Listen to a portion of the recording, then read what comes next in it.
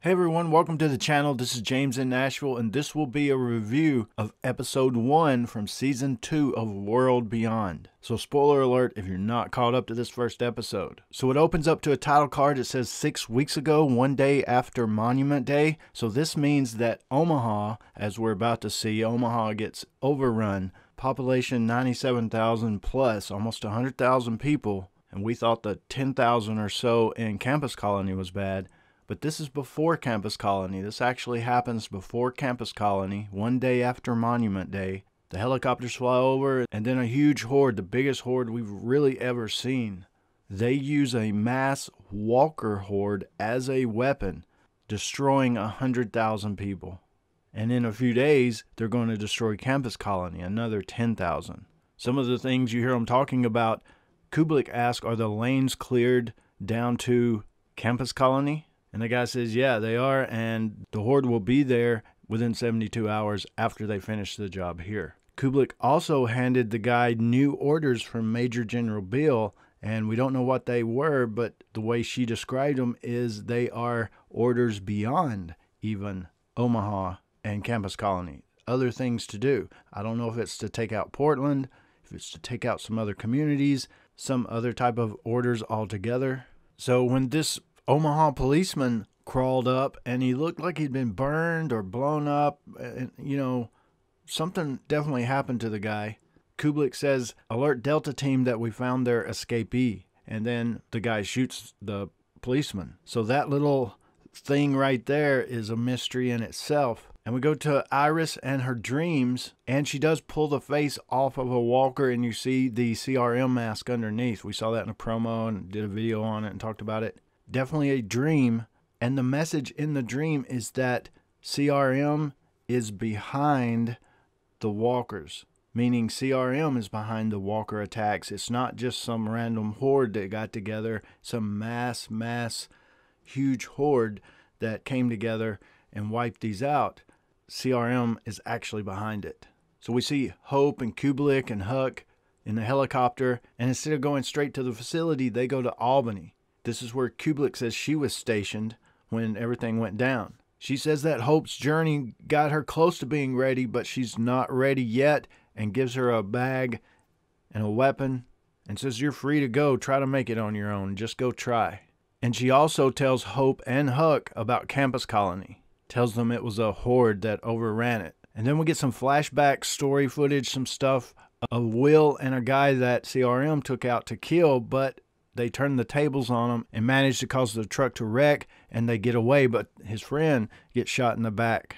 So the place they're going to is an old farmstead type place that someone bought and turned into an artist community or something. And there's this lady, Indira, that is like leading the council that oversees the place.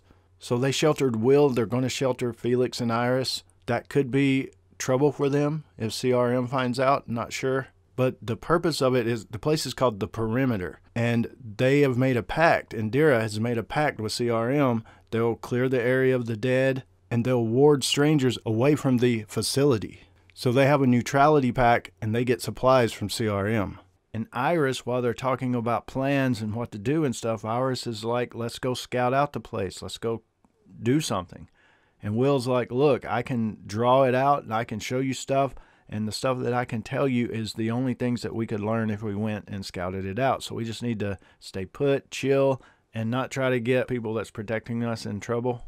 Hope descends into the building below her. She sees a lot of signs and stuff for this girl, Candace, that we'll actually meet here in a little bit.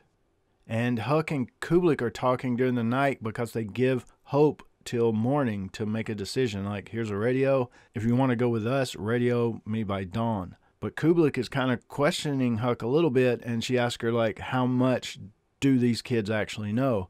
And, of course, Hope deciphered the CRM codes and stuff and figured out Huck.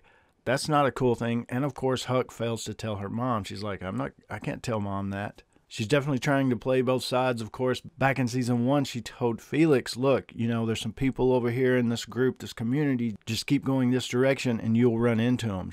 So she even pushed them toward that community, so she knows where they're at. So Hope actually runs into this Christine girl going crazy, very, very crazy. Kind of reminds you of a Morgan clearing. But Hope pushes her into some walkers and wins that battle, but realizes she can't make it in the world. So she calls Kubelik, hey, come get me, come save me, because she's kind of in a predicament herself. She's trapped by some walkers. So she gives up and she goes with CRM. So at the facility, she's getting ready to go meet her dad.